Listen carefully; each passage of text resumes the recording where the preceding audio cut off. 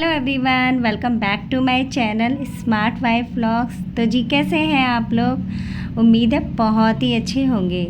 तो गाइज़ एक फिर से मॉर्निंग की शुरुआत हो चुकी है, पॉजिटिव मॉर्निंग की। और कुछ थोड़ा सा मैंने रूटीन चेंज किया है सावन के महीने में कि सबसे पहले मैं उठ के घर की झाड़ू तो मैं पहले से ही लगाती हूँ। जो भी मेरे सब्सक्राइबर हैं सबको पता है, जो भी मेरे व्लॉग देखते हैं, कि सबसे पहले उठ के मेरा काम यही होता है कि मॉर्निंग की झाड़ू लगाना। फिर उसके बाद हाथ मुँह धो के फिर बेटे का लंच तैयार करती हूँ, वो स्कूल चला जाता है। और उसके बाद मैं नहा धोकर मंदिर में पोछा लगाकर घर की पूजा करी है फिर उसके बाद मैं जा रही हूँ मंदिर। और सावन का जो महीना है ना, उसमें मैंने यही रूटीन बनाया हुआ है कि डेली शिव जी को मैं नहलाने के लिए मंदिर जाती हूँ। तो बस उसी की तैयारी चल रही है। जिस दिन भी बाल धोती हूँ ना, मैं सबसे पहले यही काम होता है मेरा कि सिंदूर लगाती हूँ बालों में। मांग को मैं खाली नहीं छोड़ती। तो एक सुहागन महिला का सबसे पहला यही काम होना चाहिए, बाल धोने के बाद सबसे पहले सिंदूर लगाना चाहिए। तो गाइज़ सिंदूर लगा के पूरा श्रृंगार करके और शिव जी पार्वती जी की पूजा करने जा रही हूँ। तो गाइज़ अगर इस तरीके का हम लोग रूटीन रखें कि जो है घर में साफ़ सफाई भी रखें, सुबह उठ के नहा धो के हम लोग पूजा भी करें, तो फिर देखिए कैसे घर में खुशहाली नहीं आती है। और कोशिश करनी चाहिए कि हर महिला को, हर गृहिणी को यही रूटीन अपनाना चाहिए। और वैसे तो घर के माहौल के हिसाब से ही पॉसिबल हो पाता है कि हमें सबसे पहले हमारा काम यही होता है कि हस्बैंड और बच्चे को टाइम से स्कूल भेजना।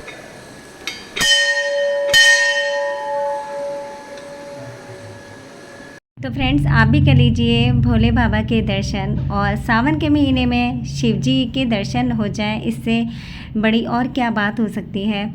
तो जी यहाँ पर बड़ी सुंदर सुंदर मूर्तियाँ थी मंदिर में, और ये हमारे बिल्कुल घर के पास ही मंदिर है। तो यहाँ पर मैं सामने जो है एक और मंदिर था, तो वहाँ पर भी मैं पूजा करने गई। और जहाँ पर अभी मैंने इससे पहले पूजा की थी ना, वहाँ पर शिव जी का पूरा परिवार नहीं था, केवल शिव जी और नंदी थे। तो इसीलिए मैं सामने गई थी, वहाँ पर पूरा परिवार शिव जी की पूजा की मैंने, पूरे परिवार की। और मंदिर से आने के बाद सबसे पहले मैंने कपड़े चेंज किए, इतनी गर्मी से बुरा हाल हो गया। तो एक गिलास मैंने फ्रिज में से निकाला ठंडा पानी। मैंने कहा फिर उसके बाद घर का काम शुरू करूँगी, पहले थोड़ा सा एनर्जी ले लूँ।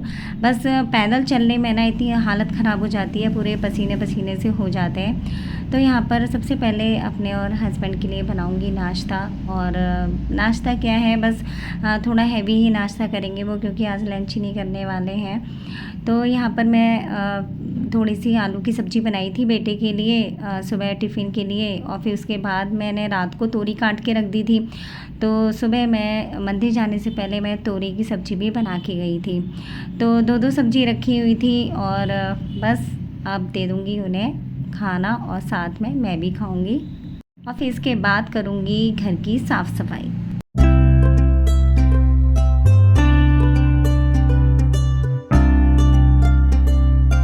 तो गाइज़ अगर इस तरीके का जिस दिन मैं सुबह उठ के नहा लेती हूँ ना और पूजा कर लेती हूँ, तो कितना मन मेरा खुश रहता है, पूरे दिन इतना अच्छा लगता है, पॉजिटिव रहता है घर का माहौल। लेकिन ये ना डेली पॉसिबल नहीं हो पाता है। जिस दिन घर की डीप क्लीनिंग करनी होती है ना, तो फिर जो है पूरी घर की क्लीनिंग करके ही फिर नहाना धोना हो पाता है। तो गाइज़ यहाँ पर जो है धनिया मुझे पीसना था, साबुत धनिया। तो मैंने थोड़ा सा कढ़ाई में इसे थोड़ा सा रोस्ट कर लिया है, गरम कर लिया है। और फिर उसके बाद मैं इसे पीसूँगी, क्योंकि धूप बाहर नहीं निकल रही थी। उमस तो बहुत थी मौसम में, गर्मी तो बहुत थी, लेकिन धूप नहीं निकल रही थी, इसलिए मैंने यही ट्रिक आजमाई है। देखिए मेरे बेटे के काम है ये। मिल्टन का जो चिट है ना, वो उसने मिक्सी में लगा रखी थी, पता नहीं कब लगाई थी, मुझे पता ही नहीं चला। तो बस वो चिट हटा के मैं यहाँ पर जो है धनिया पीस रही हूँ। और बहुत ही अच्छी ट्रिक है, अगर बाहर धूप नहीं निकल रही है ना बारिश के मौसम में, तो अगर कोई मसाला पीसना है तो हल्का सा कढ़ाई में कढ़ाई को गर्म करके ना हल्का सा रोस्ट करके पीसेंगे ना, तो बहुत इजीली पिस जाता है, तो धूप लगाने की ज़रूरत नहीं पड़ती है।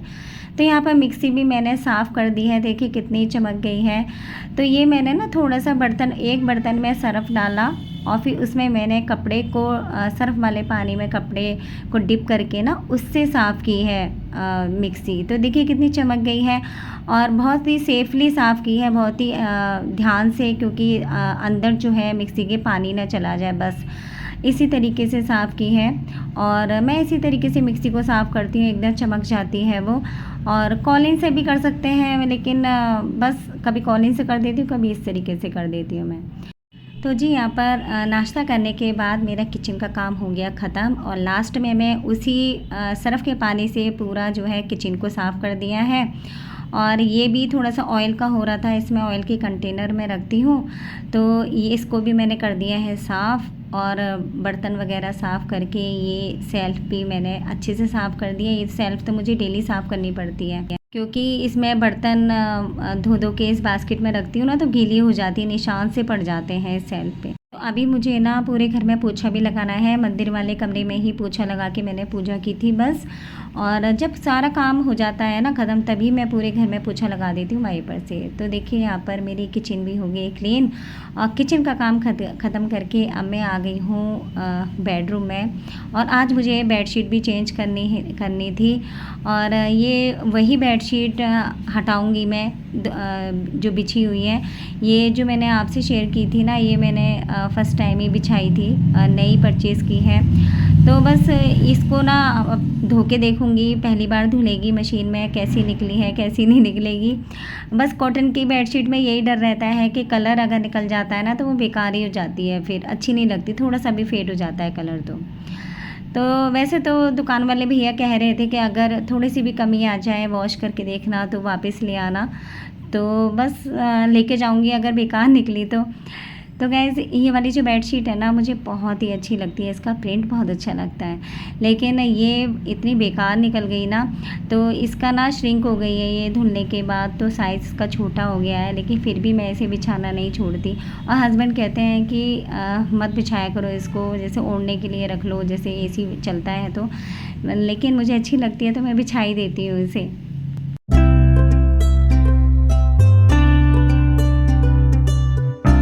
तो गाइज़ मेरे घर में ना जो ड्राइंग रूम है वो कम गंदा होता है, इसीलिए मैं उसकी ड्राइंग रूम की क्लीनिंग आपसे कम शेयर करती हूँ। और सबसे ज़्यादा बेडरूम और बेटे का रूम ही गंदा होता है, या डाइनिंग रूम। तो यहाँ पर आ गई मैं बालकनी में उस रूम को, बेडरूम को साफ़ करके। और ये मुड्डा है ना, मुझे इतना अच्छा लगता है ना, तो एक मुड्डा मैंने ना ड्राइंग रूम में रखा हुआ है ताकि गंदा ना हो जाए। क्योंकि बारिश के टाइम पे ना अगर थोड़ा सा भी गीला हो जाता है तो ख़राब होने का, मतलब टूटने का डर रहता है, क्योंकि ये रस्सी से ही बने होते हैं, लकड़ी से ही बने होते हैं मुड्डे ये। तो इसीलिए मैंने एक ड्राइंग रूम में ही रख दिया है। तो गाइज़ पूरे घर की जो है बिस्तर वगैरह सही करके, रूम सही करके, और मैंने जो है पूरे घर में लगा दिया है पोछा। और पोछा आज मैंने पूरे घर का आपसे शेयर नहीं किया, क्योंकि व्लॉग बड़ा हो जाता, इसीलिए पोछा लगाने के बाद जो है एक बार फिर से मैं नहाई हूँ, क्योंकि इतना पसीना पसीना हो जाता है। सुबह जो है 7 बजे, 7:15 बजे करीब नहा के ना पूरे दिन नहीं चलता है। तो एक बार फिर दोबारा से फटाफट से मैंने नहाकर कपड़े चेंज कर लिए। और आजकल एक भी घंटे अगर कपड़े पहन लो ना, वो भी पसीने के हो जाते हैं। और जो थोड़ी देर के लिए कपड़े मैंने पहने थे ना, वो मैंने पानी में निकाल के ही बालकनी में सुखा दिए। तो यहाँ पर जो है मैंने कैंपर में भी मैंने डाल दिया है बर्फ़।